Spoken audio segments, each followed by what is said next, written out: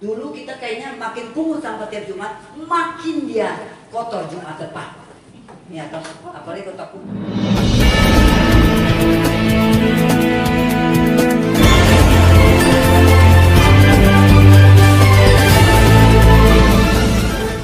Pemirsa yang budiman di mana saja Anda berada, terima kasih telah berkunjung ke channel News Daring. Jangan lupa like, subscribe, dan bagikan. Pemirsa, Ketua TPPKK Provinsi NTT, Juli Sutrisno Laiskodat mengatakan bahwa PKK mempunyai 10 program pokok. Dari program-program tersebut, di dalamnya mencakup seluruh aspek kehidupan yang bersentuhan langsung dengan 39 OPD yang ada di lingkup Pemprov Nusa Tenggara Timur. Pada kesempatan tersebut wanita yang memiliki beberapa jabatan strategis di daerah hingga pusat bersama Wakil Ketua PKK Provinsi NTT, Maria Francisca Jogo, membentuk desa model atau pilot project di 22 kabupaten kota se-NTT. Dalam penjelasannya kepada awak media pada Kamis tanggal 8 Oktober tahun 2020 di Gedung Dekranasda Provinsi NTT, Ketua PKK Provinsi NTT berkomitmen mencegah stunting dan gizi buruk di Provinsi Nusa Tenggara Timur, supaya kasus stunting dan gizi buruk tidak mengalami kenaikan. Selanjutnya ikuti langkah-langkah strategis Juli Laiskodat dalam membangun NTT menuju NTT bangkit dan sejahtera. PKK ini kita mempunyai 10 program yang di Google pun dapat langsung. Oke. Setelah saya dan Ibu Mary melihat 10 program ini, di dalamnya itu saya melihat walaupun cuma 10, tapi ternyata di dalamnya itu berurusan dengan hampir seluruh kehidupan, kalau OPD di pemerintah itu 39, seluruhnya 10 program ini mencakup di mereka punya bidang-bidang masing-masing. Kalau mereka kan dipilah-pilah, dinas ini, kalau di PKK dirangkumkan jadi satu, yang tujuannya adalah untuk masyarakat itu bangkit bagaimana dengan sejahteranya di atas. Dan 10 program ini, saya juga melihat waktu itu bahwa kalau zaman dulu, saya kan tidak pernah menjadi ketua PKK, jadi kami berdua kan swasta, jadi tidak mengerti. Jadi saya melihat program yang lalu-lalu itu sudah bagus. Tapi kami berdua sepakat untuk menyempurnakan. Untuk apa? Karena saya dengan Ibu Mary melihat bahwa Pak Gubernur itu, saya setiap kali kita ke manapun pasti ditanya masyarakat, apa masa lalu? Ya kan? Mereka bilang jalan, listrik, air. Pasti selalu begitu hampir di seluruh NTT. Tapi kalau saya lebih menuju apa? Kalau menurut saya itu 3. Pak Gubernur dan Pak Wakil Gubernur atur uang baik-baik, ada uang, atur pasti bisa beres, itu secara fisik. Tapi yang nggak bisa diatur dengan uang adalah apa? Adalah sumber daya manusia. Jadi, sedangkan Pak Gubernur punya program itu adalah pariwisata, yang mana pariwisata itu berarti mengangkat, berarti semuanya akan terangkat, termasuk jagung kita, pangan lokal kita dengan SDM kita harus sudah siap. Jadi percuma kalau seandainya bangun fisiknya bagus, hotel berbintang 5-nya banyak, tetapi yang kerja bukan kita orang. Jadi saya sama Pak Bu Mary lebih concernnya adalah kepada SDM. Jadi kami tahu juga mendapatkan data. Data terakhir yang kami dapat itu adalah kita NTT termasuk stunting tertinggi dan gizi terburuk. Dan kita tahu persis bahwa kalau stunting dan gizi itu mempengaruhi kita punya kecerdasan. Bukan karena konten dan karakter saja, tetapi kecerdasan kita itu terganggu. Ya kan? Makanya kami PKK lebih fokusnya itu adalah bagaimana untuk kalau berantas, karena kita bukan kesehatan, jadi berantas mungkin agak susah. Tapi bagaimana mencegahnya, supaya mencegah di NTT itu supaya stuntingnya dengan gizinya buruknya tidak naik. Dan kami melihat bahwa NTT itu mempunyai 3026 desa.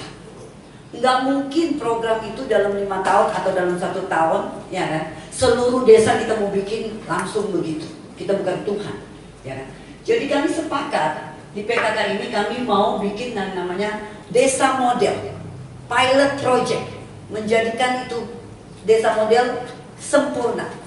Jadi kami memilih, dibantu oleh ibu-ibu kabupaten dan Pak Bupati, untuk menunjuk desa model Tiap kabupaten ada satu desa model PKK provinsi, semuanya. Kalau di Kota Kupang punya itu adalah Manutapen, Kelurahan Manutapen. Oke? Dan kami bukan hanya pilih, tetapi kami itu membuat program. Apa sih yang untuk bisa memberantas stunting dengan gizi buruk? Oke.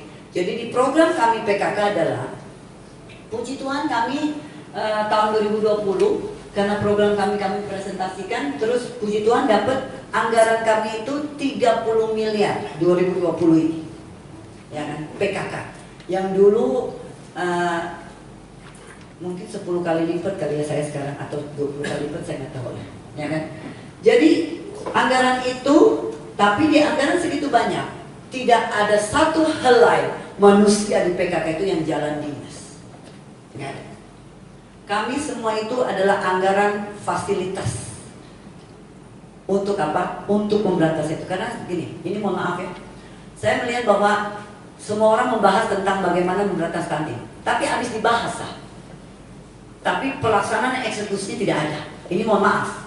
Makanya PKK tidak seperti itu. Kami punya anggaran yang 30 miliar di tahun 2020. Kami mulai dari anak-anak PAUD dengan anak-anak SD. Kami biayakan, anggarkan untuk sarapan pagi bersama tiap pagi.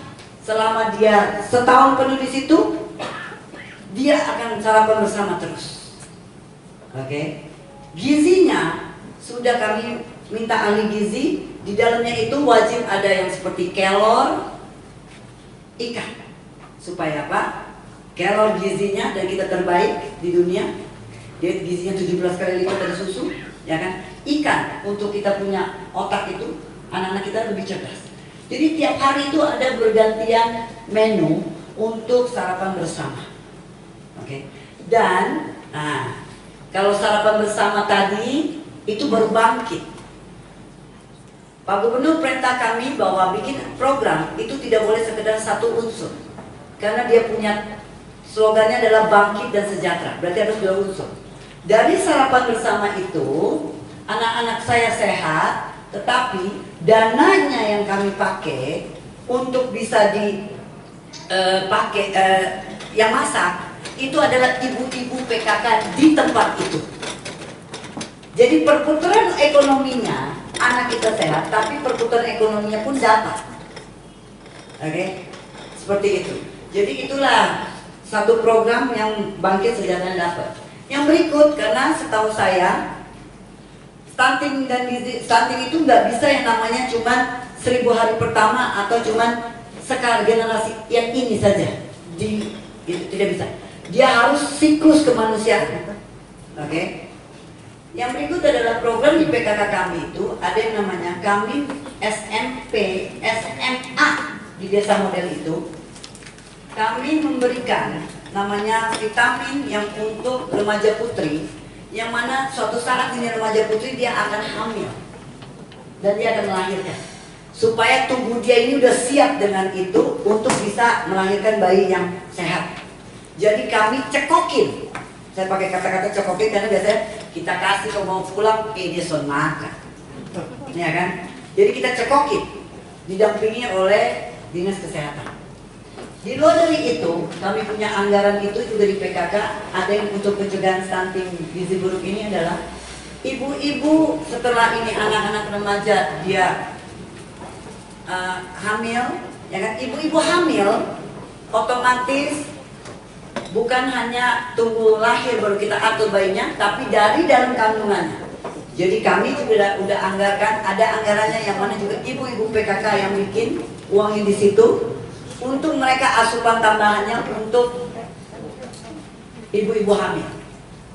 Setelah dia udah ngelahirin, itu ibu-ibu juga ada yang namanya ibu menyusui. Karena kami wajib mengkampanyekan, ada hari ASI kan.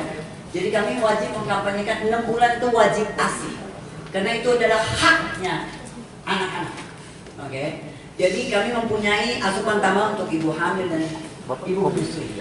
Di luar dari itu, anak-anak balita yang selama dia umur dari 6 bulan sampai 24 bulan, ya, itu pun kami anggarkan untuk asupannya. sehingga siklusnya kami utuhkan secara bangkitnya. Yang masaknya adalah mereka, seperti itu. Dan yang berikut adalah di PKK sendiri kami mempunyai program yang namanya, kan ingat nggak? Kakak pasti ingat waktu gubernur pertama kali duduk terus tadi itu dia larang untuk kita anak-anak muda pergi jadi TKI di luar, ya kan, moratorium itu. Kenapa alasan gubernur? Saya setuju, karena apa? Karena pergi pulang dengan peti mati, dan kita sumbang tertinggi NTT atau setrikaan di pipi, ya toh. Jadi Pak Gubernur larang itu. Tujuannya udah bagus, hanya masalahnya nggak disiapin apa sih seharusnya, ya kan, seperti itu. Jadi PKK kami bentuk kelompok-kelompok, apalagi sekarang di saat COVID udah paling bagus. Kita bawa anak-anak sompi karena dong dilempar keluar, bak pulang sini, ya kan, nggak usah lo larang deh, dong balik, ya toh. Nah inilah kesempatan di COVID ini kita kunci mereka untuk bentuk kelompok-kelompok remaja putri, yang mana mereka ini kami anggarkan untuk fasilitasnya, untuk bikin sesuatu macam-macam. Kelompok tenunnya, kelompok untuk cenderamata, kelompok kulinernya. Oke, contohnya cenderamata misalnya ada selendang yang harus dijahit, mesin jahitnya kita siapin, PKK anggarkan. Kelompoknya jelas, ya kan? Terus bukan hanya itu, supaya ada perputaran ekonomi, karena sejahtera kan masalah duit kan. Yang kelompok-kelompok desa model itu buat, itu dia tidak sembarang buat sesuatu saja. Jadi dia buat sesuai dengan orderan dari Dekranasda. Jadi Dekranasda yang akan pesan, gue mau selendang ini 100 setiap bulan. Kita yang beli dengan harga sekian. Seperti itu. Perputarannya seperti itu. Itulah program yang itu. Yang kedua adalah, ingat gak, Pak Gubernur setiap Jumat itu setiap hari kita pungut sampah. Dulu kita kayaknya makin pungut sampah tiap Jumat, makin dia kotor Jumat depan. Ya, apalagi Kota Kupang, ya kan. Nah, kami di PKK desa model kami mau mentanam budaya tidak membuang sampah sembarangan. Makanya kami ada anggarkan untuk bikin tempat sampah. Jadi yang bikin adalah Karang Taruna, mudah-mudahan kayak kakak. Ada untungnya jasanya. Bahannya pakai bahan lokal. Habis itu misalnya satu desa model itu ada 300 kakak, di kakak dong bikin 300 sampah, tempat sampah. Ditaruhlah di semua rumah masing-masing. PKK-nya sosialisasi, mama buang sampah nggak usah jauh-jauh. Taruh sana di depan pintu tuh ada tempat sampah yang kita subuh. Dan kita Karang Tarunanya bukan hanya buang sampah, kami menganggarkan untuk digaji honor 2 juta. Dibagi 2 orang mereka bekerja, untuk mereka mempunyai kami fasilitasi boxnya. Untuk setiap hari dia bertugas sebagai tim orange yang Ahok dulu. Dia keliling ambil ini sampah untuk di satu tempat menjadikan bank sampah. Oke? Jadi ini adalah program-program Pak Gubernur yang saya terapin di kecilnya ini. Karena mohon maaf dinas mungkin belum bisa terjemahkan, kami PKK coba terjemahkan. Nah di luar dari itu, kami juga ada program di PKK-nya. Ada programnya adalah maksud dan tujuannya gini. Kita pun anak-anak nih biasa kalau di desa nih kan ceke mabok kok nggak karuan kok nongkrong nggak jelas kan begitu. Nah kita ada namanya program supaya buat kegiatan yang sehat, yaitu kami namanya warung bakmi. Itu adalah itu julukannya doang, tapi kami buatkan lapangan, dianggarkan itu di 30 miliar dibuatkan itu, dan fasilitas olahraga. Tujuannya supaya tiap tahun ke 17-an kalau ada acara apa, kalian bikin lomba. Kayak kemarin ada beberapa kabupaten lomba, saya yang sponsorin hadiahnya, jadi mereka berlomba gitu. Daripada cekek mabok, mereka olahraga dan mencari bakat-bakat. Karena setahu saya NTT ini salah satu yang sumbangsi bakat olahraga harusnya tertinggi. Hanya mereka tidak punya fasilitas dan tidak punya peluang. Nah itu kami beri, ya kan? Terus kami punya program adalah, oh iya, Sanggar Budaya. NTT Pak Gubernur programnya pariwisata. Kalau alam, bersyukurlah, indah. Tapi alam indah, lupu laut, Bali juga punya. Lupu pantai, Bali juga punya. Lupu gunung, di sana juga punya. Ya toh? Yang orang lain nggak punya. Yang hanya kita punya adalah apa? Budaya. Makanya salah satu, karena budaya kita itu kaya ya, tenunnya aja motifnya beda-beda. Kita mempunyai 137 motif tenun seluruh NTT. Tariannya beda, bahasanya beda, ya toh? Jadi budaya ini menurut kami PKK harus kita pertahankan. Makanya kami ada anggaran yang mana kami memfasilitasi untuk alat sanggarnya, termasuk dia punya alat gong, alat keyboard yang layak untuk tampil disajikan di panggung besar, ya kan? Terus mereka punya pakaian dan segala macam, dan kita latih untuk itu. Nah itu anggarannya itu yang kita kasih, dan setiap desa model mempunyai sanggar. Jadi kemarin sempat beberapa kali Pak Gubernur sama Wakil Gubernur keluar negeri, yang pergi dia lagi. Kayak macam di NTT sudah punya orang lain, ya kan? Karena apa? Kekurangan itu. Sehingga sekarang kami menyiapkan. Jadi berikut Pak Gubernur pergi itu sudah ada list daftar menunya. Baik. Oke. Nah untuk lansia, kami punya program lansia itu kan rata-rata programnya itu untuk ya dekat nyanyi rohani ke sedikit supaya kalau masuk kubur masuk kubur ada begitu lansia atau mamanya no kalau kita enggak, karena menurut kita lansia itu juga sebagian besar banyak sekali yang punya keahlian. Jadi ada yang mau nyulam kayak yang laki-laki bapak kakek-kakeknya opa-opa pahat-pahat kayak. Jadi mereka itu kita fasilitasi itu, kita beli, dia keranasan beli supaya dia tua pun masih bisa cari duit, ya kan? Seperti itu. Jadi itulah beberapa hal tentang PKK punya program. Dan program ini puji Tuhan sekali, ini kenapa semestinya masuk dan tujuan saya ngopi.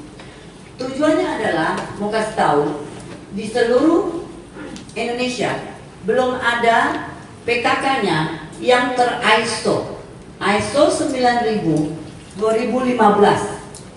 ISO 9000 2015. 9001. ISO 9001 2015. Belum pernah ada PKK saya rasa, soalnya orang ISO-nya yang kasih tahu. Kami PKK pada tanggal 12 September, kami puji Tuhan PKK Nusa Tenggara Timur mendapatkan dan ISO. Jadi ISO PKK yang pertama adalah kami. Ini yang maksud saya, nanti mungkin kalau yang secara TV tidak mungkin meliput secara saya punya profil, orang bosan. Tetapi ntar liput khusus tentang ISO ini supaya membangkitkan di nasional supaya yang lain bisa ikut, ya kan? Seperti itu. Jadi yang TV nanti wawancaranya itu khusus untuk itu. Oke, itulah PKK.